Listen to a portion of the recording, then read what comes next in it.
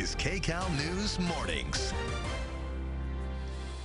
SoCal slammed by this powerful winter storm. A look at the damage so far this morning. It's prompting emergency warnings from state and local officials, what they say you should do to stay safe. The White House and congressional lawmakers announced a deal to overhaul the U.S. border policy. And let's take a live look outside. This is basically what you're going to see all across Southern California. If it's not raining harder, you see all those raindrops on the camera there. If you can stay home and work remotely, today is a very good day to do that.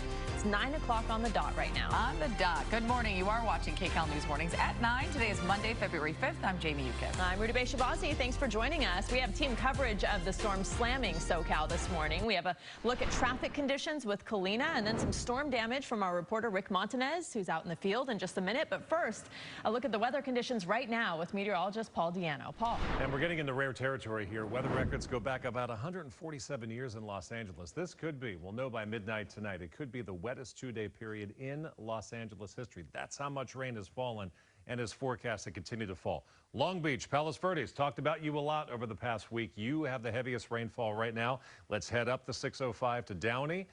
El Monte, we're seeing some heavy rainfall, and also in the Inland Empire in Orange County, pockets of heavy rainfall. This would be a half of an inch of rain per hour or more. That's a lot in a short amount of time. Corona and Riverside, Moreno Valley, Mission Viejo, and Irvine getting the heavy rain. I'll put it in the time-lapse mode, and this is a tropical tap. It just keeps hitting the same areas over and over again. Notice there are some breaks. There's plenty of green, which would be lighter rainfall, but plenty of yellow and orange as well. For Bel Air specifically, you have now hit double-digit rainfall since yesterday morning.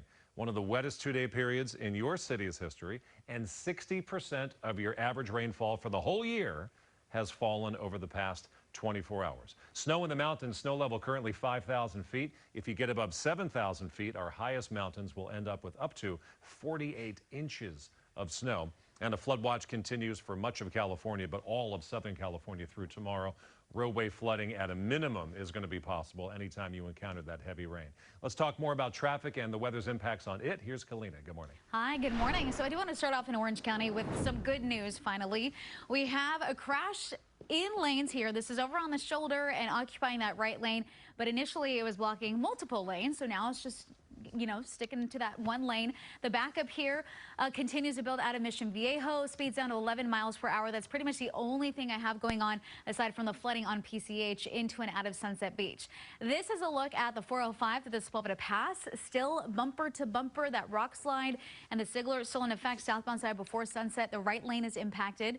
The commute time between Victory and Sunset will take you an hour and 12 minutes to get through. Speeds certain spots down to 6 miles per hour.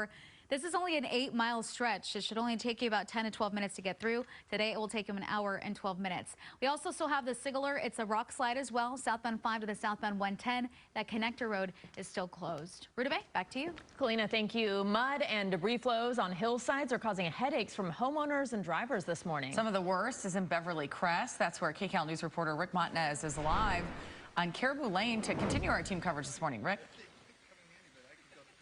Yeah, we've been navigating through this area all morning long, and this is by far the worst we've seen. Several homes damaged or destroyed, at least possibly 4 of them. Look at up the road here. This is at the end of Caribou Lane here, and you see that home just crushed. There's also a carport that is crushed over an SUV. And then here in the street, it looks like some of the belongings washed out, including a piano that's flipped over and destroyed, and just a lot of mud and debris that has flown all the way down the street. But getting around town has been certainly difficult. We're looking at the roads have been such a mess. There's a lot of mud and debris flow that is blocking a lot of streets. Pretty much everywhere we've been through Benedict Canyon, through Beverly Crest, we've just seen a lot of mess out here, and it's very difficult to navigate through.